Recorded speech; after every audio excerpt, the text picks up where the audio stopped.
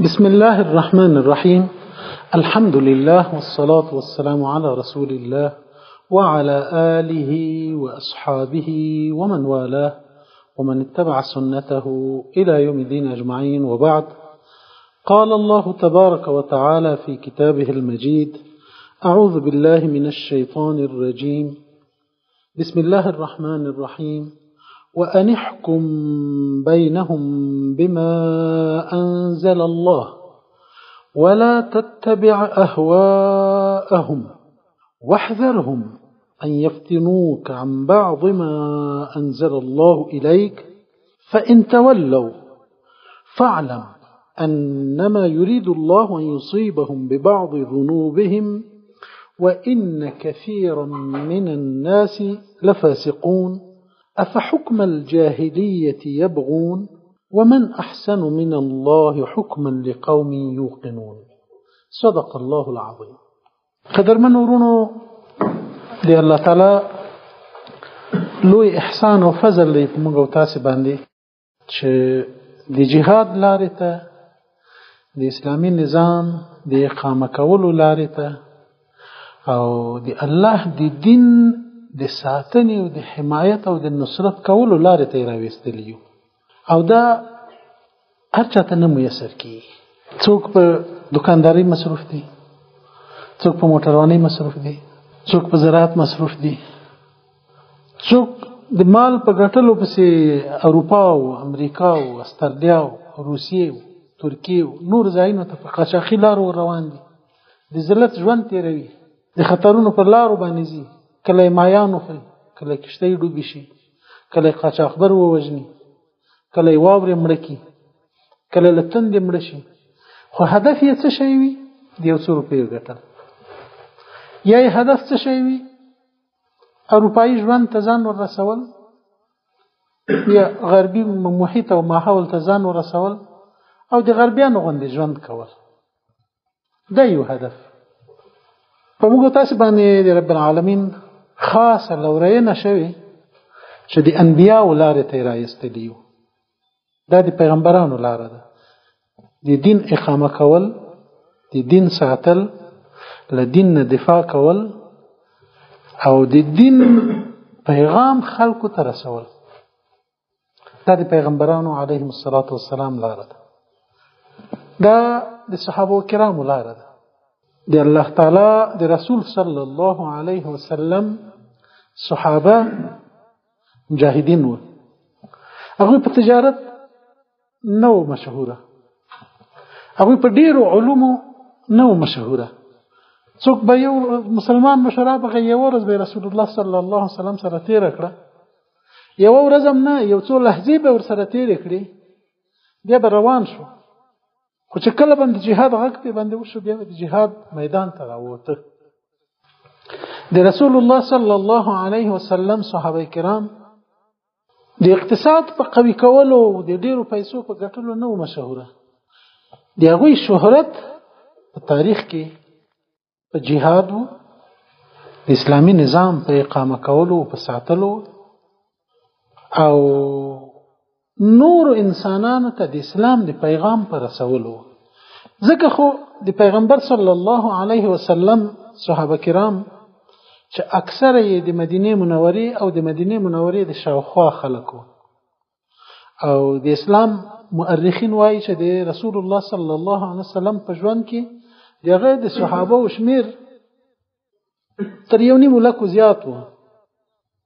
خو د مدینه منورې تاریخ چې ګوري، د مدینه منورې له خلکو چې پوښتنه وکړي چې د پیغمبر صلی الله علیه وسلم څو صحابه بدلته په بقیه کې ښخ شوي، د پیغمبر صلی الله علیه وسلم د مسجد ترڅنګ چې د صحابه وادیره ده، نو تر ټولو مشهوره خبر همدا ده چې وایي د 1000 په شاوخوا کې وي. ښه چې د اسلامي حکومت په مرکز کې چې په کوم ځای کې د اسلامي نظام مرکز و، چې په کوم ځای کې رسول الله صلی الله علیه وسلم و، لکم ځای به لښکرې تلې، په کوم ځای کې چې وحی را نازلې ده، کوم ځای ته چې جبریل راته، چې په هغه ځای کې 1000 صحابه وفات شوي، نو ته وایې مکه مکرمه کې خو تر 10,000 هم کمي، ځکه خو مرکزیت نه و که نه، مرکزیت خو مدینه منوره. خو دا یو نیم لک صحابه دا نور څه شو؟ ګوري چې ځینې په شرقي ترکستان کې د چین په سرحدونو کې هلته ښخ شوي. ابو ایوب انصاري رضی الله عنه هغه چې پیغمبر صلی الله علیه وسلم په خپل کور کې ووساو چې کله مهاجر شو هغه ترکیه کې ښخ شوی. ځینې صحابه د سند او د هند په پولو ښخ شوي. ځینې صحابه کرام په کابل کې ښخ شوي. ځینې صحابه کرام رضی الله عنهم په ارمنستان او آذربایجان کې ښخ شوي. ځینې صحابه او تابعین رضی الله عنهم هغوی تاجکستان او قزاقستان او قرغیزستان او ترکمنستان او د منځنۍ اسیا په هیوادونو په دې کې ښخ شوي دي. دا ولې داسې پراګنده ښخ شوي ده؟ ځکه چې دوی په جهاد پسې راوتلي وو، د دین پیغام رسولو پسې راوتلي وو، د مسلمانانو نصرت پسې راوتلي وو او د اسلامي نظام په پراخولو پسې راوتلي وو چې د اسلام د رڼا، د اسلام د نعمت، د اسلام د هدایت د خلکو ته ورسیږي. ځکه پراګنده په هر ځای کې دوی شهیدان شوي. ځینې صحابه کرام رضی الله عنهم په افریقا کې شهیدان شوي. ځینې تابعین ان په اندلس کې شهیدان شوي. نو دا د پیغمبر صلی الله علیه وسلم د اصحابو لاره ده چې دا کومه لاره تاسو انتخاب کړي. دا د رسول الله صلی الله علیه وسلم د اصحابو د اولادونو چې تابعین ورته ویل کی د هغو لاره ده او په مجموع کې دا د هغو خلکو لاره ده چې الله خپل رضامندي ورنښکاره کړې ده. الله تعالی چې کله د پیغمبر صلی الله علیه وسلم صحابه یادوي نو بیا فرمایي چې رضی الله عنهم ورضوا عنه. الله له دوی راضي وو او دوی له الله راضي وو. تر دې به بله لویه مرتبه کومه وي چې الله په خپله ووایي، په خپله وفرمایي چې زه له دوی راضي یم، زه له دوی راضي یم.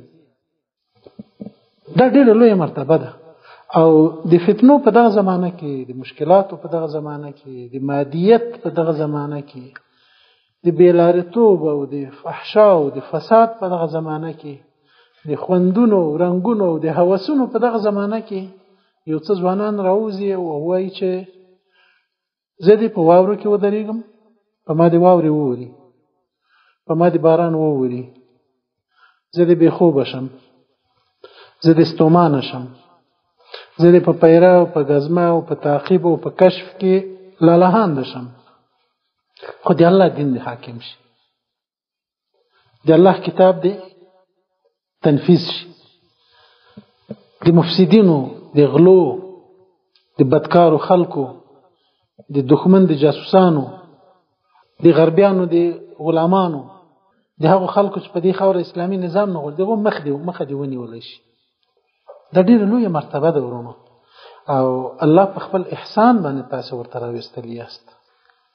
که د الله احسان نه وي کېدای شي چې ته به د جوال په شا او جوالیتوب به دې کته پورته وکړي، موټر به دې ډکول کته کول به، یا به الله دې نه کوي، الله دې نه کوي چېرته به په غرب کې کلیسا کې پروت وي او هره ورځ به د انتظار وسته چې اوس به څوک راته لږ غوندې سوپ راوړي چې په هغې باندې ما ګزاره وشي. دا چې تښتېدلې دو کیسې به م اورېدلې که نه، څنګه کلیساو کې پراته دي، څنګه پلونو لاندې پراته وي، څنګه د موټرو په اډو کې پراته وي، خپلې پیسې هم خلاصې کړې وي، هلته یې قبولیت هم نه شوی، بس انتظار وباسي چې څوک به اوس یو شی ورته کومه خیریه مؤسسه راشي دوی ته به لږ یو شی راوړي چې ما ژوند پرې وساتل شي. خو تاسو باندې الله دا فضل کړی چې د پیغمبر په قدم یې روان کړي یاست. بله خبره دا ده ورونو چې د الله په لاره کې د راوتلو او په دغه لاره کې د فعالیت کولو کار ډیر ستومانه کوونکی او د مشقت کار دی. کله به د په عسکرۍ کې، په جهاد کې غرونه تلي، کله به د پیرې ته دروي، یخني به وي، سخته تیزه یخه هوا به لګېږي، ته به لړزېږي، خو 2 ساعته 3 ساعته به پیره کوي. کله به خلک په آرام خوب ویده وي، یو ښار کې کوټې به یې رڼا وي، بخارۍ به ورته بلې وي، کورونه به لکه غمی داسې پړه کېږي، خو ته به واورو لاندې ولاړ وي، موټر به درې، تلاشي به کوې، ګزمه به کوې، ښار کې به ګرځې، د تا به یخني کېږي، ساړه به دې کېږي. کله به داسې شي چې داسې به احساس کې چې د مشر د قومندان یا د عامل یا د مدیر یا د څوک چې ما په دفتر کې یا د ما په کار کې تر ما مشر دی هغه په ما ظلم کوي زه سخت کار ته ورکړم وراره اسانه کار ته ورکړم په ما پیره کوي او خې موټر روان کړی دی هغه ټوله ورځ په دفتر کې مر کنډیشن ته ناست په موټر کې مر کنډیشن ته ناست نور به داسې انګېرنې درته پیدا کېږي چې ته به زړه ماتی کېږي زړه به دې مات شوی چې دا نه شي او له بله خوا به دښمنان په راډیوګانو کې په فیسبوک کې په تلویزیونونو کې په نورو کې تبلیغات کوي د اسلامي حکومت په مشرانو پسې او د هغوی شخصیتونه به بدناموي وای فلانی دا وکړه فلانی پورې دا ټاپه لګېدلې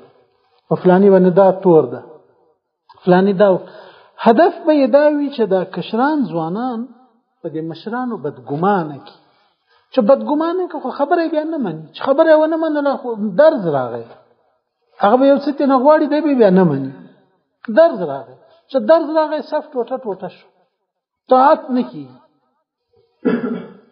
چې طاعت ونه شو دا صف یو پاتې نه شو چې صف یو پاتې نه شو دی الله محبت به له دې صف سره ختم شو ځکه الله تعالی په قرآن کریم کې فرمایي اعوذ بالله من الشیطان الرجیم ان الله يحب الذين يقاتلون في سبيله صفا كأنهم بنيان مرصوص الله له خلق سره مینه کوي يحب الذين آمنوا محبت کوي الله له خلق سره چې ایمان والا دي يقاتلون في سبيله او جهاد قتال کوي دی الله په لار کې جهاد او قتال نه مقصد دا نه ده چې ټول ورځ دې دځي کوي دې ټول ورځ تور چلوي نه په دغه لار کې روان دي د قتال او د جهاد کاغه جګړه ده کاغه پیره ده کاغه غزمه ده کاغه رباط ده کاغه اعداد ده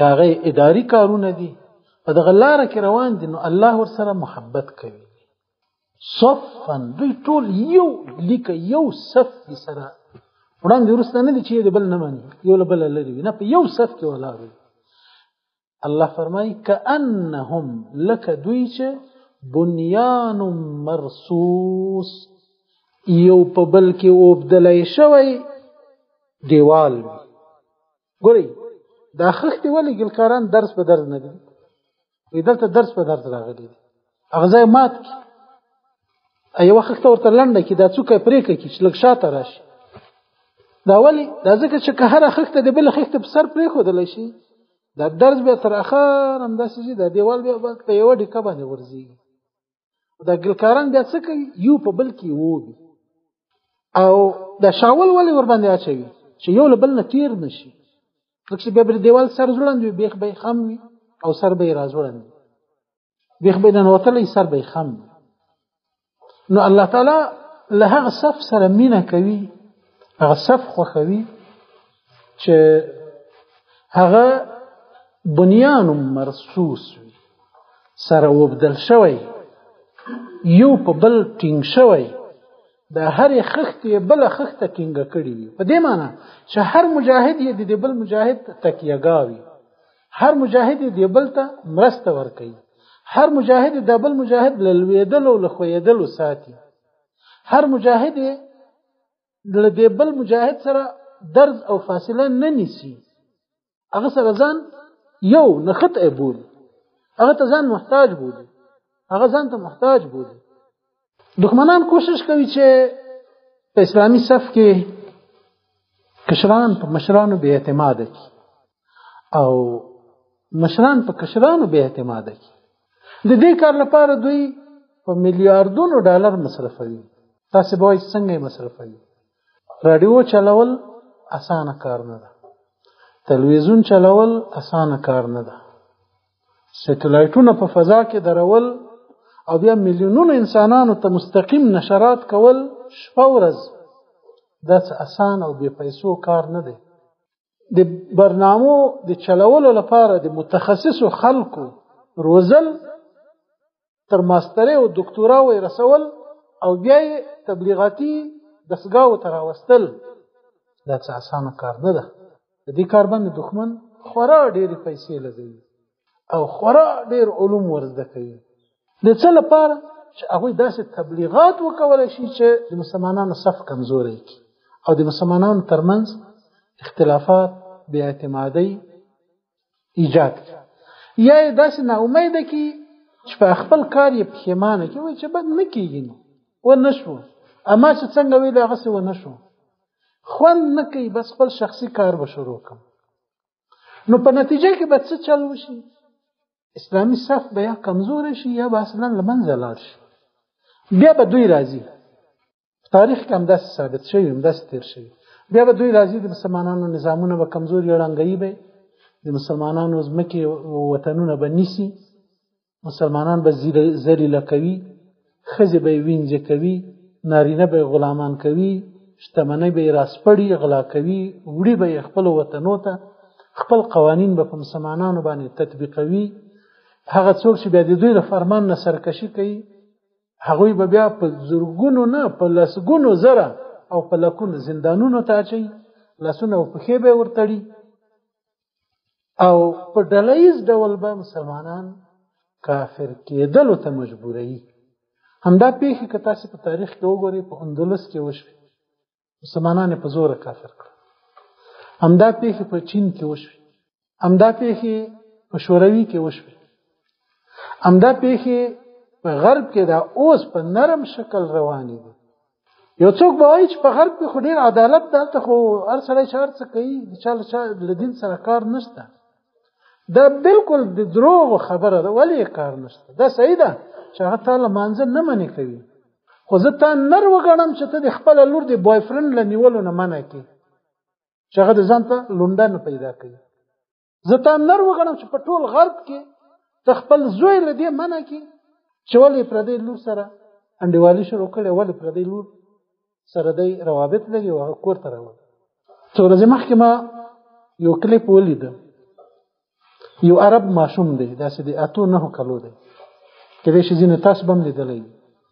د یوې کورنۍ بچی دی په جرمني کې، نیا یې ولاړه ده، مور یې ورته ولاړه ده، خویندې هم ولاړې دي او نیکه یې هم ولاړ دی.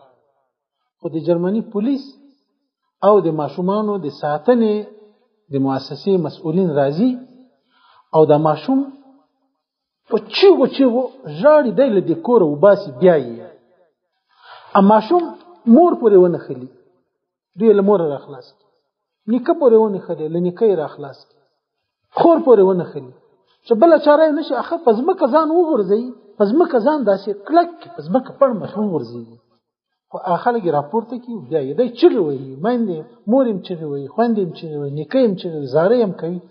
پولیس وایي نه، تاسې دی بې لارې کوئ، تاسې د ده اخلاق خرابوئ او د دې وطن له قانون نه سرکشۍ ته دی اړ کوئ.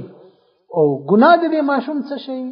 ګناه یې دا وي چې دغه ماشوم په مکتب کې ویلی وي چې همجنسګرا، ماته مې په کور کې مور وویل چې همجنسګرایي ښه کار نه ده، یعنی د نر له نر سره لواطت دا ښه کار نه ده. تاسې ولې د موږ د ارزښتونو او د موږ د قانون په خلاف خپل بچي ته نظریه ورکوئ؟ او دا چې تاسو سره دا تاسو د موږ د قانون په خلاف تربیه کوئ، دا د موږ د تمدن او تهذیب او د موږ د اخلاق او د موږ د اصول او د موږ د ژوند د بڼې په خلاف تربیه کوئ. دا خو تاسو ماته په کور کې غم جوړوي. د تا اولاد به د ما په تربیه، د ما په قانون لویږي، ځکه چې ته خپله خوښه راغلی او مسله دې هلته په اوله ورځ دا هر څه په اګریمنټ کې امضا کړي دي چې زه به د دې وطن قانون نه. دا صحیح ده چې له نفل او لمانځه د نه منې کوي، خو له دې د منې کوي چې ته د خپله لور ته ووایې چې لونډه منیسه. نو هغوی بیا د مسلمانانو د ګمراه کولو، د مسلمانانو د کافر کولو لپاره نصابونه هم جوړوي، نظامونه هم جوړوي، میډیا هم رامنځته کوي، بې پردګي او بې حجابي هم راولي. تاسې وګورئ 20 کاله کافران په دې وطن کې اوسېده، اول د موږ تاسو له کابله یې څه جوړ کړي یا تر اوسه یې څه جوړ کړي؟ راډیوګانې، تلویزیونونه، منبرونه، مساجد، علما، دا ټول د دین خبره ورته کوي. خو همدا اوس هم یوازې له ویرې د پولیس یا د امر بالمعروف له ویرې یوه نرۍ غوندې چپن اغوستې وي، نورې لاندې کوبای پتلونونه اغوستي. دریم کال د اسلامي نظام حمایت شته، جنگ نشته، بارود نشته، د چالورو خور تختول کیږي نه، که څوک اختطاف کې په ډېره لنډه موده کې بیرته راوستلی کیږي، غله وژلی کیږي، اختطافچیان وژلی کیږي، خو دوی بیا هم همغه غربي لباس او همغه غربي بڼه خوښوي. اول د غربیانو سره ځان یو شی کړی، بیا چې غربیان تله دوی په تیارو پسې ونښته، ټایرونو پسې ونښته، موږ هم درسره بوځو، موږ په تاسې ایمان راوړی. بیا چې هغوی ته په تیارو کې لاړه، دوی بیا په نورو لارو، په بحرونو، په صحراو، په سمندرونو، په کشتیو، په قاچاقي خطري لارو، په غرونو باندې دوی هم ځان پسې ورساوه. ولې؟ هغوی دوی ګمراه کړي دي، د اسلام په خلاف د دوی ذهنونه عیار کړي. نو بیرته راګرځم دې خبرې ته چې موږ او تاسې باید د خپل نظام خصوصیات وپېژنو چې دا څه ډول نظام دی، دا په قربانۍ ارزي که نه ارزي، دا په دې ارزي چې زه د شپه ورته ویښه تېره کړم که نه ارزي، دا په دې ارزي چې زه د دغه نظام په لاره کې شهید شم که نه ارزي، دا په دې باندې ارزي چې زه د دې نظام له دښمن سره وجنګېږم که نه ارزي. یو واره به د خپل نظام خصوصیات پېژنو چې دا څه ډول یو نظام دی، د دنیا له نورو نظامونو سره فرق په څو ټکو کې ده، یا په کومو ډګرونو کې له نورو نظامونو، نورو حکومتونو، نورو تمدنونو، نورو فلسفو او نظریاتو سره فرق ده. چې کله تاسې د خپل نظام خصوصیات، د خپل نظام فضیلتونه، د خپل نظام قداست او پاکی او للهیت درک، للهیت په دې معنی چې د الله لپاره جوړ شوی، د قربانۍ، شهادتونه، زندانونه، تکلیفونه، مرګونه، هجرتونه، جهادونه، دا هر څه د الله لپاره شوی. نو دا نظام هم د الله د دین د اقامې لپاره راغلی دی. په دې اعتبار دا نظام مقدس دی، دا نظام محترم دی. کله چې تاسو د خپل نظام تقدس، د خپل نظام بهتري درک کوي، بیا هر قدم درته جهاد ښکاري. بیا دا نه وایي چې زه عسکر یم، زه نوکر یم، زه تنخواه ته راغلی، یا د ما ډېر یخ کېږي، هغه فلانی په ګرم دفتر کې ناسته او زه بیرون په واورو کې یم یا په باران کې یم. دا بیا نه وایي. بیا ته دا وایي چې یا الله، ښه ده چې زه د دغه تکلیف ځای ته راوستلی یم چې اجر مې زیات شي، په دنیا کې مې هم د مسلمانانو ساتنه افتخار شي، او په آخرت کې مې د تا رضا په نصیب شي. یا الله، په ما چې هر څه تکلیف تیریږي دا ته رانه قبول کړي او د هرې لحظې ته اجر راکړي. دا په کوم صورت کې، په کوم حالت کې دغه قناعت تا سره پیدا کیږي؟ دا په هغه حالت کې چې ته د دې نظام په پاکیزګۍ، د دې نظام په قدسیت، د دې نظام په للهیت او د دې نظام په فضیلت باندې ته خبر شي. بیا به وایې ته چې زه دې ته قربان شم، مور پلار مې دې ته قربان شي، اولاد مې دې ته قربان شي، ځمکه مې دې ته قربان شي، مکتب او پوهنتون او شرکت او کمپنۍ او باغ او پټۍ مې دې ته قربان شي، خو چې د الله دین حاکم پاتې شي، د الله شریعت تطبیق شي.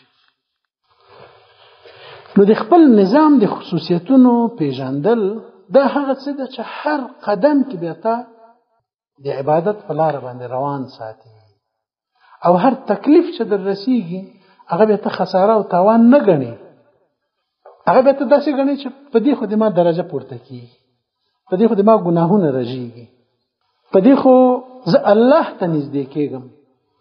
ځکه دا قرباني ده، او د قربانۍ دا لفظ چې دی دا له قرب نه اخیستل شوی ده. قرب، قریب، نږدېوالی ته وایي که نه؟ قربانۍ ته ولې قرباني وایي؟ په دې باندې سړی الله ته نږدې کېږي، په دې باندې سړی د الله رضامندۍ ته نږدې کېږي.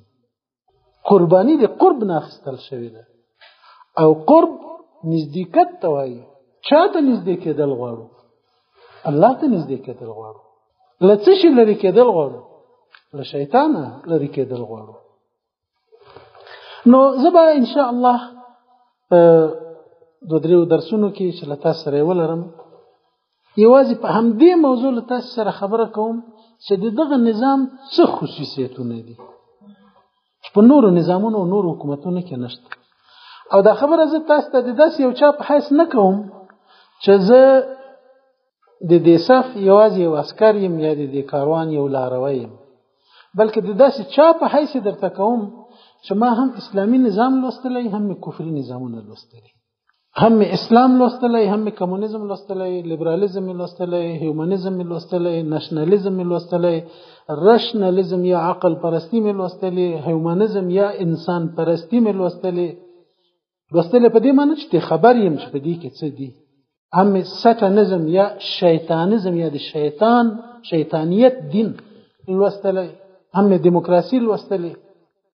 زه تاسو ته په مقایسوي ډول درته وایم چې په دې کې دا دي، په دې کې دا دي. په اسلام کې دا فضیلتونه دي، په نورو کې دا رذالتونه دي.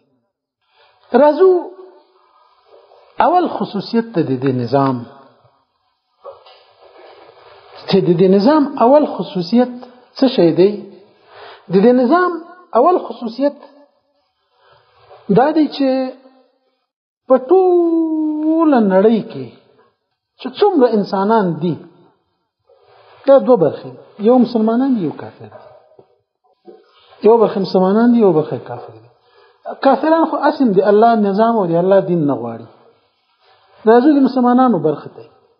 د مسلمانانو برخه چې په دې نړۍ کې څومره ده دا په 50 مملکتونو کې ویشل شوی دی یا په 50 مملکتونو کې راجمع شوی دی. 50 مملکته د مسلمانانو دي، په آسیا کې، په افریقا کې، په شرقي اروپا کې 50 مملکت دي.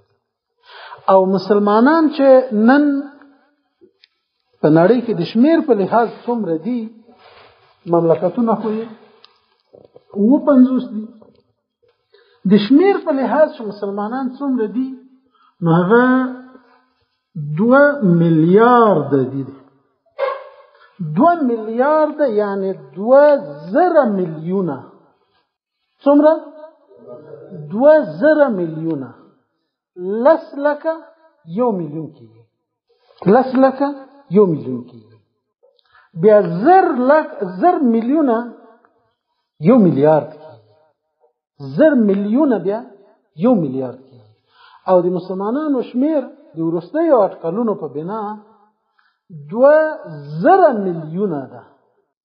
په دې 50 مملکتونو کې او په دې 2000 میلیونه مسلمانانو کې یوازینی مملکت د دې 50 مملکتونو لمنځه او یوازینی ولس د مسلمانانو د دې 2000 میلیارد لمنځه مملکت پکې افغانستان دی چې د الله شریعت پکې حاکم او نافذ دی یا پکې نافذيږي. او ولس یوازې افغانان دي چې په ولس مجاهد او جهاد کوي. د انګريز مقابله کې ولا انګريز ته درې ځله ماته ورکړي، څلورم ځل د خلاصتای شو. د روسانو په مقابل کې ولا روسانو ته ماته ورکړي. د امریکا په مقابل کې ولا امریکا ته ماته ورکړي. د کاناډا او د استرالیا په مقابل کې ولا د ټول اروپا په مقابل کې ولا هغه ته ماته ورکړي. دا کم ځای کې چې تاسو اوس ناست یاست او درسونه وایي د انګريزانو جوړ کړی، د امریکایانو جوړ کړی خپل غلامانو د روزلو لپاره. دا په کومه څوکۍ چې تاسو ناست یاست دا دوی جوړې کړي دي، د دوی په مصرف جوړې شوي دي او دای په خیرات کې موږ ته نه راکړي. دا موږ ورنه نیولې دي، دوی هم پسې اخیستي. نو په 50 مملکتونو کې دا 50 مملکت چې دي دا نه وایي چې موږ په اسلام باندې حکومت جوړ کړی، نه وایي چې په آینده کې جوړو، او نه دا معنی چې د دوی په وطنونو کې د اسلامي حکومت نافذ شي. ګوري نه د دې دعوا لري چې موږ اسلامي حکومت یو. ځینې وایي موږ دیموکراتیک حکومتونه یو، ځینې وایي موږ نشنالیستي حکومتونه یو، ځینې وایي موږ کمونیستي حکومتونه یو. لکه مخکې شو یو حکومت هم داسې نه ده چې هغه دی وایي زه په خپل خاوره د الله دین نافذوم. دا یو هم ادعا نه ده. د 50 مملکتونو لمنځه یوازې دغه نظام دی چې وایي زه په خپل وطن کې د الله دین حاکمول غواړم. او په دغه هدف له چا سره جوړجاړی نه کوم. که مې په رسمیت مني که مې نه مني د الله دین غواړم، که مې بمباروي که مې تقدیروي د الله دین غواړم، که زندانونه رانه ډکوي که مې په اور کې لوله پکوي د الله د دین له تنفیذه نه تېرېږم. که د بمونو مور راوړي که د بمونو پلار او نیا او نیکه راوړي او په موږ استعمالوي د الله له دین نه تېرېږم. که مې د ګلاب غوندې ځوانۍ د زندانونو په تیارو کې مړاوي کېږي او په تیارو کې ساتل کېږي، کورونه، میندې، بچیان، خویندې، پلرونه دا په ژړا ورپسې ملامتي کېږي، هغوی له خپل هدفه نه اوړي. په دا ټوله اسلامي نړۍ کې د 50 مملکتو له منځه یوازینی مملکت، یوازینی هیواد افغانستان او د افغانستان اسلامي امارت دی چې وایي بل هیڅ نه غواړم او له چا سره بل هیڅ نه منم. خاوره دمدماوي، نظام دمدماوي، ولس دمدماوي، قانون دمدما د رب وي، ازادي مې د هم پکې وي، د چا فرمایشات هم پکې نه منم. دا یوازینی نظام همدا دی. او په ولسونو کې په دې 2 میلیونه مسلمانانو کې بیا یوازې دغه 415 میلیونه مسلمانان په 2 میلیونه کې 40 میلیونه یا 15 میلیونه دا بیا ټول نه یو لوی برخه. هغوی وایي چې موږ جهاد کوو، کوم کور لنګېږي، که مهاجر کېږو، کوم باغونه وچېږي، کوم اولادونه وژل کېږي. کفر نه منو، د کفر قانون نه منو، کفارو سره مشترک ژوند نه منو، د کفر فرهنګ نه منو. چې هر څه سختۍ را باندې راځي په هغو صبر کوو خو له خپل هدفه نه تېرېږو. میندې د نښتر غوندې ځوانانو، د نښتر غوندې بچیانو په شهادتونو صبر کوي، کونډې او یتیمان یې پالي، خو هغه دویم ورور نه منې کوي. سترې د لالا په لاره مه ځه. ما څو ورځې مخکې یو کلیپ ولیده، تاسو به هم لیدلی وي. یو ځای کې یو چا زوی شهید شوی وي، دا 5-6 کاله مخکې. بیا خلک راغلي وي، په یو دیره کې ناست وي او دغه پلار ته د شهید شوي زوی فاتحه کوي. پلار د خلکو فاتحه واخلي او بیا همدغه پلار د خپل شهید شوي زوی ټوپک راواخلي او بل زلمکی زوی ودروي، هغه ته بیا د لالا ټوپک ورکړي. بچی د لالا ټوپک د ځمکې ته ونه غورځوي. دا پلار په دې پوهېږي چې په کومه لارې دا مشر ورور شهید شو، دا دی هم په همدې لاره روان دی. دی به یا زخمي کېږي، یا به وژل کېږي، یا به بندي کېږي، یا به له وطن نه شړل کېږي، یا به د تهدید او د ویرې ژوند تېروي، یا به د فقر ژوند تېروي. هر څه ته به محتاج وي، ځکه دی ګټه نه کوي. خو دی د خپل شهید شوي زوی ټوپک راخلي، دویم ته یې ورکوي. دا ولس یوازې په افغانستان کې شته، دا ولس په بل ځای کې نشته. د نورو ځایو ولسونه د کفارو په رنګ کې رنګ شوي دي. دا نه وایو چې کافر شوي، خو د هغوی د فرهنګ، د هغوی د فکر، د هغوی د اخلاقو، د هغوی د نظام، د هغوی د قانون، د هغوی د تعلیم، د هغوی د تمدن رنګ ورباندې لوېدلی دی. د الله نظام حاکمول دا ولې دومره مهم دي چې موږ هېڅ بله خبره د دې په مقابل کې نه منو. د دې زه تاسو ته یو مثال وایم، د دې په خاطر چې تاسو ته موضوع ښه درک کړئ. د الله لپاره سړی مثالونه نه وایي، ولله المثل الاعلى. د الله ډېر لوی شان دی، بنده د الله په څېر نشي کېدی. خو د مسلې د وضاحت لپاره زه تاسو ته یو مثال وایم. تاسو فرض کړئ دغه سړی دی، ته ودرېږه دې خو مولانا، دا سړی دی. دې سړي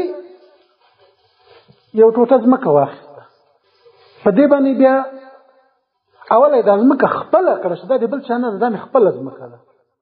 بیا یې په دې باندې کور جوړ کړ او کور بیا هم د خپلې ارادې او د خپلې خوښې او د خپل شوق مطابق جوړ کړ.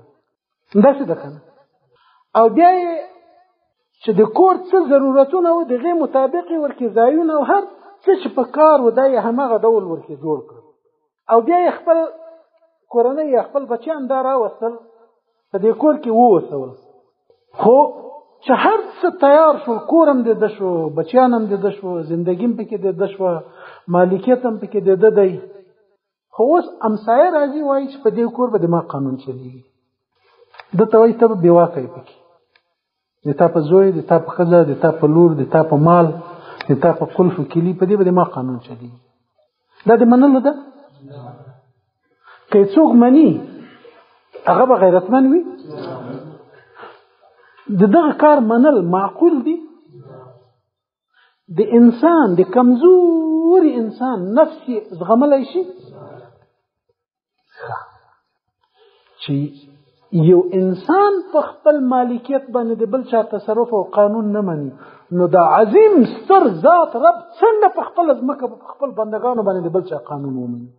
چې پیدا کړي دې هم دی، لوی کړي دې هم دی، ځمکه دې هم دور ته پیدا کړي، روزي دې هم دی ورکوي، ژوند دې هم دی ورکوي، مالک دې هم دی وي، خالق دې هم دی وي، ساتونکی دې هم دی وي، خو قانون دې په بل چا چلیږي. دا دې منلو ده. نو ځکه خو وایو چې د دنیا کافران خو څه کوي؟ د دنیا مسلمانانو هم ډېر لوی ظلم کوي. دا ظلم له چا سره کړی؟ ظلم دې الله په حق کې کړی، چې دوی وایي الهه ځمکه دې راته پیدا کړې، موږ دې هست کړي، ژوند دې را کړی، اولادونه دې را کړي، مال نعمت دې را کړی، فضا دې جوړه کړې، اکسیجن دې پکې موجود کړی، لمر را خېجوي، سپوږمۍ پې را خېجوي، هواګانې پې چلوي، اوبه دې پکې ایجاد کړي دي، خوراک او څښاک وسایل او غلې او دانې دې پکې پیدا کړي دي، خو قانون به پکې د تا نه چلیږي، قانون به پکې د انګریز چلیږي، قانون به پکې د تا نه چلیږي، قانون به پکې د امریکایي چلیږي، قانون به پکې د تا نه چلیږي، قانون به د روسي چلیږي، قانون به د چینایي چلیږي، قانون به د هندو چلیږي. دا ظلم ده کنه ده؟ ظلم ده کنه؟ د الله په حق تیری ده کنه ده؟ ها؟ د الله په حق باندې دا تیری ده کنه ده؟ تاسو اوس ووایئ چې دا څوک د الله له قانونه پرته، په مسلمانانو کې البته د الله له قانونه پرته د بل چا په قانون راضي دي او له قانون سره گزاره کوي، په خلاف نه راپورته کیږي، هغه نظام سره گزاره کوي، په خلاف نه راپورته کیږي، دا خلک له الله سره ظلم کوي که نه کوي؟ دا د الله بې قدري کوي که نه کوي؟ ځکه خو الله تعالی فرمایي وما قدر الله حق قدره، دوی د الله حقیقي قدر نه دی پېژندلی. ما لكم لا ترجون لله وقارا، الله فرمایي چې څه در شوي دي چې د الله عزت نه کوي، څه در شوي چې د الله په حق باندې تیری کوي، څه در شوي دي چې یوې خواته د رب قانون دی، بله خواته د بنده قانون دی، د بنده قانون منې، د بنده د قانون لاندې ژوند تیروي، خو د الله د قانون په خلاف سرکشي کوي، تمرد کوي. ورونو په ټولو 50 مملکتونو کې یو مملکت هم داسې نشته، یو هیواد هم داسې نشته چې ودې وایي زه د الله قانون هغه څه منم چې څنګه رسول الله صلی الله علیه وسلم موږ ته راوړی دی. یوازینی هیواد په دا 2000 میلیونه مسلمانانو کې چې لویه برخه اهل سنت والجماعت دي، په دې اهل سنت والجماعت په دې ټولو کې یوازینی مملکت، یوازینی نظام هغه اسلامي امارت ته شوی ربه چې هر څه راپېښېږي د تا له قانونه نه اوړه، کم په اور کې وریتوي خلک، که بمونه را باندې غورځوي، که زندانونه را نه ډکوي، که بندیزونه را باندې لګوي، که حقوقونه سرغړاوی کوي، که مالونه ځان سره یرغمل ساتي، سرمایه ځان سره یرغمل ساتي، که تورونه او تهمتونه را باندې لګوي، که تجارت نه را سره کوي، رب تا سره وفاداري او له تا مدد غواړو، او په یو لویشت ځمکه هم د بل چا قانون نه منو، په یو لویشت ځمکه هم د بل چا قانون نه منو. چې کله مذاکرات کېدل په قطر کې، امریکایان ورته ویلي چې موږ وځو، بس په ټول افغانستان کې یو ټوټه یو ځای راکړي چې موږ پکې یو نماینده غوندې اډه جوړه کړو، د موږ به یو څو پوځیان پکې وي. د امارت مشرانو ورته ویلي چې یو فرد دې نه منم، په ټول افغانستان کې د یو فرد نه منم. او د نور اسلامي نړۍ مملکتونه څه وایي؟ صاحب دا وطن مې ستا په خدمت کې، اډه پکې جوړه کړه، میدان هوایي پکې جوړ کړه، عسکري بیس پکې جوړ کړه، سفارت پکې قائم کړه، کمپنۍ دې راوله، استخباراتي او امنیتي نظام په واک کې واخله، فضا مې د تا په خدمت کې ده، طیارې دې پکې الوزوه، راکټونه دې پکې وله، اډې مې د تا په خدمت کې دي، سمندري بندرګاه مې د تا په خدمت کې دي، بس ما ته پیسې راکوه.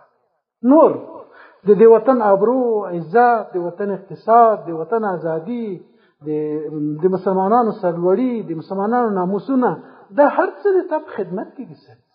بس یوازې ما ساته ما ته پیسې راکوه. هغه خوندونه چې ته لري مغه خوندونه کې ما هم در سره برخوال کړه. نور دا ټول د تا په واک کې. نن وګورئ فلسطین کې په مسلمانانو څه حال دی، په غزه کې په مسلمانانو څه حال دی.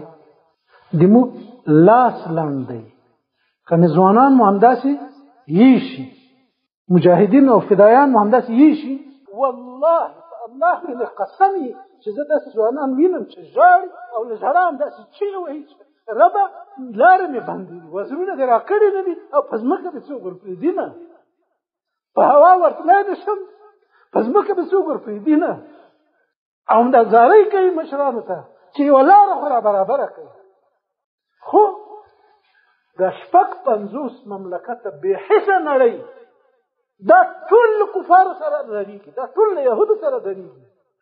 په کافر کې دومره غیرت پیدا کېږي چې له جنوبي افریقا یو کافر دولت هغه راځي په اسرائیلو باندې عریضه کوي چې تاسو ظلم کړی په فلسطینیانو. نه یوازې داسې مسلمانان راپورته کېږي نه، بلکې دا له کفارو سره درېږي، له یهودو سره درېږي. او که په یمن کې یو څوک راپورته شي د یهودو کشتۍ له ګوزار لاندې نیسي، نو بیا عربي مملکتونه ورته وایي راشه 2000 کیلومتره د ما په خاوره کې، د ما په سړکونو، د ما په بندرونو، د ما په پلونو باندې ته یهودو ته غلې، دانې، سبزیجات، میوې دا ورسوي. له دوبۍ نه کاروان روانېږي په سعودي باندې، د سعودي نه بیا اردن ته ځي، له اردن نه بیا بیرته فلسطین ته، فلسطین بیا اسرائیل ته ورځي. او دا ټوله لاره امنیت مسلمانان ورته نیسي، یعنې د مسلمانانو په نامه پوځونه ورته نیسي. خو هلته په فلسطین کې مسلمانان له لوږې مري، او بیا که یو څوک یو څه ورته تقسیموي وایي چې راشي لږ مرسته مې راوړي، چې هلته مسلمانان راټول شي بیا یهود همغه ځای بمبار کړي، په یو ځل باندې 130 کسان ټوټه ټوټه کړي. دا بې حسه خلک، دا بې حسه مملکتونه دا له کفارو سره ولاړ دي. یوازینی مملکت، یوازینی نظام چې په ټوله اسلامي نړۍ کې له کفارو سره نه جوړه وکړه، نه یې خبره ورسره ومنله، نه یې په نیمه کې ورسره ملګرتیا شروع کړه، نه یې د هغوی قانون ومانه، نه یې د هغوی یو پوځي ومانه. په خپله د دې نظام مشران یوه یې ژوند په دې خاطر له لاسه ورکړه چې یوه د تبرکلوز ګولۍ ورته نه رسېده. ډاکټر ورته راغی چې دی چې صحیح معاینات وکړي دی سمیږي، دی د هغه ځای او دغه ځای ته لاړ شي. او نه زه بل شی نه ځم، یا د ما د ولس ازادي متضرره کېږي. که زه یې واره د بل چا په لاس ورپرېوځم، د بل چا په لاس کې ولوېږم، بیا به خلک په ما او د ما په ولس او د ما په جهاد او د ما په جهادي صف باندې خپل شرایط مني، او دا صف به بدنامه شي چې وګوره مشر فلاني ځای کې راووته. زه دې ومرم خو د ما ولس دې آزاد وي، زه دې ومرم خو د ما دین دې حاکم وي. او بل مشر په اور لوله پکېږي، نازک بدن نه ایرې جوړېږي. ولې؟ هله چا سره خبره نه مني. تاسې د دغسې یو نظام عسکري یاست، د تاسو نظام دغسې یو نظام دی. د تاسو د نظام مشران وایي چې ای ربه چې دا دومره خلکو د تا د الوهیت او د مالکیت په حق باندې تجاوز کړی، د تا په ځمکه د بل چا قانون مني خو د تا نه مني. ربه زه دا جرم نه کوم، زه د تا قانون منم، که وږی کېږم، که تږی کېږم، که مرم، که بمون لاندې راځم، که محرومیتونه لاندې راځم، که زندانونه کې لوېږم، که بندیزونه را باندې لګېږي، که ټاپې را باندې لګېږي، چې هر ډول تورونه او تهمتونه را پورې کېږي. ربه زه دا ظلم نه کوم، زه د تا په ځمکه د تا قانون غواړم، د تا په ځمکه زه د بل چا قانون نه غواړم، د تا په ځمکه د تا نظام غواړم، د تا په ځمکه هغه شریعت غواړم چې تا را لېږلی دی. او د دغه شریعت د تطبیق په لاره کې کمی سر ځي، کمی مال ځي، کمی آبرو ځي، کمی اولاد ځي، لاړ دې شي، جوړه نه کوم بل چا سره، ټوټه ټوټه دې شم. یا به زه یم آزاد او حاکم او مستقل، او یا به نه یم. دا نه چې په نوم د مسلمان یم خو قانون مې د دیموکراسي، په نوم د مسلمان یم قانون مې د سوسیالیزم، په نوم د مسلمان یم اخلاق مې د لیبرال وي، په نوم د مسلمان یم ټولنه مې د نشنالیست وي، په نوم د مسلمان یم اقتصاد مې د کاپیټالیست وي. دا نه منم ربه، ما دې په خپل بندګۍ کې قبول کړه ربه، لما مال ښځه زوی وطن ازادي هر څه رانه واخله، خو د تا قانون مه رانه اخله. دا د تا قانون دی یا د تا په ځمکه د ما د صلاحیت په ساحه کې چې څومره ده او کولی شم په دې کې د نافذ وي، او که یې نافذوی نه شم ربه د ما له ذهن نه خو یې مه وباسي. په ذهن کې خو مې دغه هستي دا د تا مقدس نظام دا مې په ذهن کې یوازې همدغه ولري، بل څه مه ورسره ګډوه. د خلکو په ذهنونو کې نور شیان ګډ شوي ورسره. د تاسې نظام د نړۍ د اسلامي نړۍ د 50 مملکتونو له نظام نه په دې متفاوت دی چې نور نظامونه حاکمیت بل چاته ورکوي، مو حاکمیت د الله لپاره غواړو. نور د بل چا قوانین مني، مو د بل چا قانون نه منو. نور د بل چا پوځیان او د بل چا اډې مني، مو د بل چا اډې او د بل چا پوځیان نه منو. نور د بل چا په اقتصادي سیستم کې ور شاملېږي، موږ د بل چا په اقتصادي سیستم کې نه ور شاملېږو، په سودي سیستم کې. نور د بل چا په پوځي تړونونو کې ور شاملېږي، موږ د بل چا په پوځي تړون کې نه ور شاملېږو. دا د تاسې د نظام یو خصوصیت دی چې دا غواړي د الله نظام حاکم کی. دا ولې غواړي چې حاکم کی؟ ځکه چې الله تعالی په قرآن کریم کې امر کړی. الله تعالی فرمایي اعوذ بالله من الشیطان الرجیم وان احکم بینهم بما انزل الله.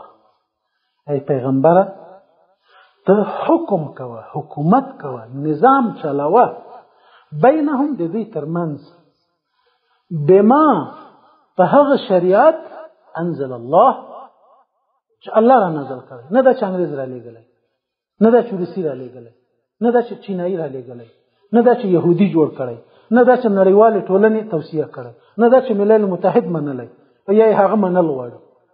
بما انزل الله، الله چې څه نازل کړي په دې باندې ته حکم کوه، فیصله کوه، په دې باندې حکومت کوه، په دې باندې سیاست کوه، په دې باندې نظامیت کوه، په دې باندې ولسداری کوه.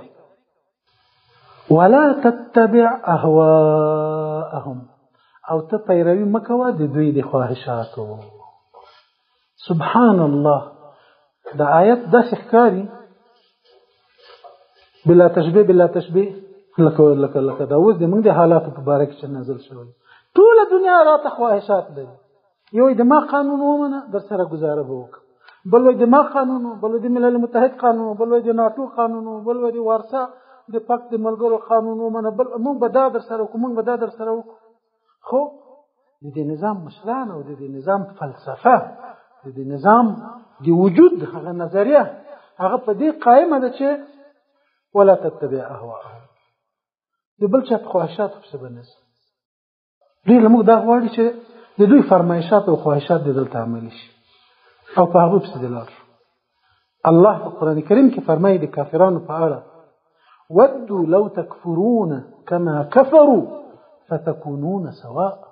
دوی دا دوست ګڼي، دا خبره خوښي په دې زړه یخېږي چې لو تکفرون که تاسې هم کافر شئ کما کفروا لکه څنګه چې دوی کافر شوي فتکونون سواء بیا به دواړه سره مساوي شي، برابر به شي. خو موږ وایو چې نه، موږ له هېچا سره جوړه نه کوو، په قانون او په نظام او په فکر او په عقایدو په ارزښتونو په اخلاقو کې د بل چا په لاره نه ځو. ولې نه ځو؟ الله منې کړي یو. څنګه منې کړي؟ ولا تتبع اهواءهم، ته پیروي مه کوه د دوی د خواهشاتو. د الله په قانون فیصله کوه، د دوی د خواهشاتو په لاره مه ځه. واحذرهم، او ته پر حذر اوسې، وویرېږه له دې نه ان یفتنوک چې واړوي تا عن بعض ما انزل الله، لذین هغو احکامو چې الله نازل کړي. ای الله دا لا پیغمبر سره نه مني چې لذینو احکامو دې واوړي. د اوس زمانې خو موږ له ټولو احکامو اړول غواړي. وای نظام بم د ما مني، حکومت بم د ما مني، قانون بم د ما مني، اخلاق بم د ما مني، فرهنګ بم د ما مني، نصاب بم د ما مني، عسکریت بم د ما مني، اقتصاد کې بم د ما مني، په هر څه کې به د ما مني. بس ته په خلی باندې وچه کلمې وایې کنه لا اله الا الله محمد رسول الله، او په عمل کې به څه تاثیر نه وي د دې کلمې، په اصل عمل کې به د ما قانون مني. الله فرمایي چې د دوی په لارو مزه، د دوی خواهشات ممنه. په ټول اسلامي نړۍ کې یو مملکت او یو نر حاکم داسې نشته چې وایي د تا په خواهشاتو پسې نه ځي. ما یو ورځ د اوباما خاطرات لوستل په یو کتاب کې چا را نقل کړي وو، د امریکا د رئیس جمهور اوباما وایي په خپل خاطراتو کې یو ځای لیکلي چې 8 کاله مې په امریکا حکومت وکړ، په دې 8 کلونو کې چې د عربي نړۍ څومره حاکمان ما ته راغلي او له ما سره ملاقاتونه کړي، یو هم دا راته نه دي ویلي چې ته د موږ لپاره دا وکړه، بلکې هر یو دا راته ویلي چې صاحب موږ د تا لپاره څه وکړو، موږ د تا لپاره څه وکړو، د تا په لاره څنګه روان شو، د تا سیاستونه څنګه عملي کړو. یوازینی نظام، یوازینی مشران هغه دغه هس قامتونه له ایمان ډک زړونه او دغه شملې او کږې پګړۍ چې وایي نه در سره منم، ټوله دنیا ورته تسلیم، دا ورته نه تسلیم.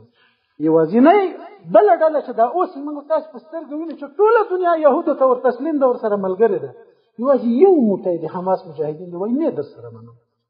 ټوټه ټوټه مې کړه، ښځه مې، بچی مې، کور مې، مسجد مې، مکتب مې، مدرسه مې، شفاخانه مې، مقبره مې، هر څه مې تباه کړه، ټوټه ټوټه یې کړه، خو له خپل هدفه نه تېرېږم. او دا د رسول الله صلی الله علیه وسلم د هغه حدیث مصداق دی. دغه دوه ډلې په دې زمانه کې چې په هر زمانه کې به په حق باندې یوه ولاړه ډله وي چې نه به یې په نیمه لار کې د چا پرېښودل تاوان ورسوی شي او نه به د چا مخالفت دوی ته تاوان ورسولی شي. پر حق به ولاړې ډلې، ولاړه ډله به وي په هر زمانه کې. یوه ډله به داسې که نور هر څه خلک ګمراه شي، خو یوه به داسې په حق ولاړه وي چې که څوک په نیمه لار کې پرېږدي هم دوی ته به تاوان نه رسېږي، او که څوک مخالفت ورسره کوي هم دوی ته به تاوان نه رسېږي. لا يضرهم من خذلهم ولا من خالفهم، او كما قال صلى الله عليه وسلم لا تزال من أمتي طائفة ظاهرين على الحق لا يضرهم من خذلهم ولا من خالفهم، او كما قال صلى الله عليه وسلم. اوس تاسو ووایاست د دغه مثالونو په رڼا کې او د دغه واقعیتونو په رڼا کې چې موږ یو متفاوت او بیل فلسفه، بیل نظام، بیل نظریات، بیل حکومت، بیل فوز، بیل عقیده یو که نه یو او دغه 2,000 میلیونه مسلمانانو کې د الله د دین په نصرت څوک راوتلی؟ همدا د موږ تاسو ولس او یو موټی خلک چیرې په نورو ځایونو کې. الله فرمایي فإن تولوا، او که دوی د تا د خبرې نه د حق د منلو نه مخ واړو، فاعلم انما يريد الله ان يصيبهم ببعض ذنوبهم، بشک الله تعالی غواړي چې دوی ته عذاب ورسوي د دوی د ځینې ګناهونو، د ځینو بدیو عمله. وان كثيرا من الناس لفاسقون، بشک چې ډېر خلک فاسقان، لږ خلک په سمه لاره ولاړ. وإن كثيرا من الناس لفاسقون، ډېر خلک فاسقان. تاسو دغه معادله وګورئ چې د فاسقانو حلقه ډېره پراخه ده که د مؤمنانو، د فاسقانو شمېر ډېر ده که د مؤمنانو. د فاسقانو شمېر ډېر، د فاسقانو لښکرې ډېرې دي او مادي او عسکري قوت یې ډېر ده که د مسلمانانو. خو نصرت بیا د چا په طرف د الهي نصرت؟ کم من فئة قليلة غلبت فئة كثيرة بإذن الله والله مع الصابرين. ډېر ځلې به یو وړوکی ټولګی غالب شي په لوی ټولګي لوی لښکر باندې. ولې؟ ځکه چې الله تعالی له صابرانو سره ملګری دی. دوی په حق صبر کړی، په جهاد صبر کړی، په پیرو ګزمې صبر کړی، په لوږه او په زندان صبر کړی، په هجرت او په جهاد صبر کړی، له خوندونو او رنګونو په محرومیت صبر کړی، الله ته په عبادت صبر کړی، په شبخیزه صبر کړی، په واورو باران یخنۍ ورونو بمونو ډرونونو کې د الله د دین په نصرت صبر کړی. والله مع الصابرین. کم من فئه قلیله وړوکی ټولګی غلبت غالب شوی فئه کثیره غالب شوی په لوی ډلې باندې. والله مع الصابرین. الله د صابرانو ملګری دی. الله د صابرانو سره دی، په خپل علم، په خپل نصرت، په خپل فضل، په خپل قوت. ورسته الله تعالی په تعجب باندې پوښتنه کوي: افحکم الجاهلیت یبغون؟ دا خلک د جاهلیت حکومت غواړي، د جاهلیت حکم غواړي، د جاهلیت قانون او نظام غواړي، د جاهلیت اخلاق غواړي، د اسلام نه مخکې د کفر حالت ته بیرته ورګرځېدل غواړي. ومن احسن من الله حکما لقوم یوقنون. څوک بل الله تعالی نه له جهته د حکم غوره وي د هغو خلکو لپاره چې یقین لري. هېڅوک له الله نه غوره نه. موږ غوره خلک یو د الله په فضل. داسې نه وایو لکه یهود چې وایي نحن ابناء الله واحباؤه، موږ د الله زامن یو، د الله دوستان. نه، موږ دا وایو چې د موږ پیغمبر ویلي چې د فتنو او مشکلاتو د کفر سره د مخالفتونو په سخت خطرناک او سخت حالت کې چې څوک په حق باندې درېږي دا غوره دي. ځکه چې الله فرمایي ان اکرمکم عند الله اتقاکم. د الله په نزد تر ټولو غوره څوک دي؟ د تقوا خلک، د تقوا خاوندان. چې څوک په تاسو کې د ډېرې تقوا خاوند دی د الله په نزد ډېر غوره ده. موږ باندې الله فضل او کرم کړی چې دغه لارې ته یې راوستلی یو. دا ګورې د شکر ځای دی. داسې مه ګڼئ تاسې عسکري ته راوتلي یاست، تاسې تنخوا ته راوتلي یاست، تاسې نوکري وظیفه نه درلوده. دغه تاسې هر یو د ورځې بلا ډېرې روپۍ پیدا کولی شئ. چې چیرې د سړک پر غاړه یو ګاډۍ ماډۍ باندې بادرنګ خرڅ کړئ هم بېګا پورې 500-600 روپۍ پیدا کوئ. خو تاسې د الله د دین نصرت ته راوتلي یاستئ. رب تعالی خپل فضل در باندې کړی چې د خپل دین نصرت او د دین ملاتړ او د دین حمایت او د اسلامي نظام ساتنې ته یې راوستلي یاستئ. نو اول فرق د دې نظام دا و چې دا نظام د الله دین حاکمول غواړي، د الله د دین حکومت راوستل غواړي. او 50 نظامونه چې نور دي دا د الله د دین حاکمول نه غواړي. نه اوس بالفعل غواړي، نه د راتلونکي زمانې لپاره برنامه لري، او نه هغه څوک آزاد پرېږدي او فعالیت ته یې پرېږدي چې هغوی دا کار کول غواړي.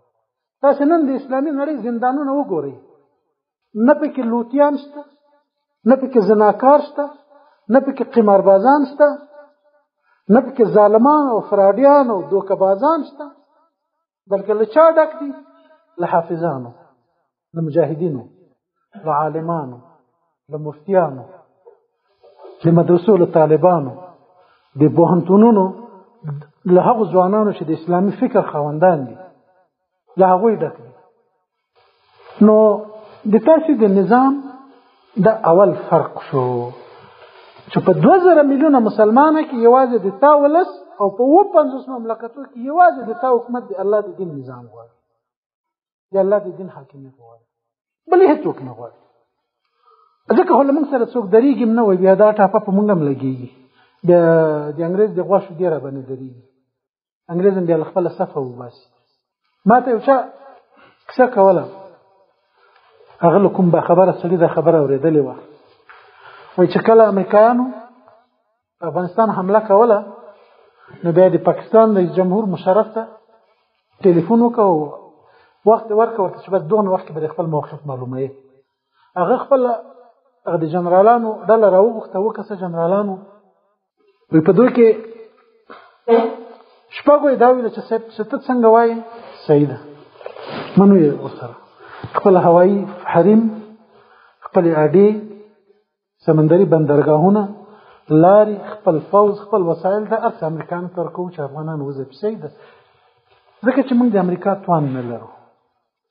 یو کس یې وایي ځان پکې داسې مسلمان ښودل، وایي هغه ویلي چې د ما موافقه نه ده. وایي ده ورته ویلي چې دلیل دې څه شی ده، په کوم قوت ته د امریکایانو مقابله کوي؟ وایي ده ورته ویلي چې یو موټی طالبان چې نه اتوم بم لري، نه راکټونه لري، نه ټانګونه لري، نه د وسلو جوړولو فابریکې لري، نه قوي اقتصاد لري، نه روزل شوی فوز لري، یو څو زاړه زنګ وهلي د روسانو زمانې پاتې کلشنکوفونه ورسره دي. په هغې باندې دوی تسلیم نشو امریکا ته، او په هغې باندې دوی د مقاومت اعلان وکړ. موږ خو اتوم بم هم لرو، ټانګونه هم لرو، اقتصاد هم لرو، روزل شوی فوز هم لرو، دا لرو هغه لرو، نو موږ خو طالبان نه قوي یو، موږ هم باید همداسې موقف ونیسو. وایي مشرف ته ویلي چې د تا پوځ د طالبانو د پوځ غوندې ایمان لري؟ وایي نه. وایي خبره د ایمان ده، خبره د وسلو نه ده.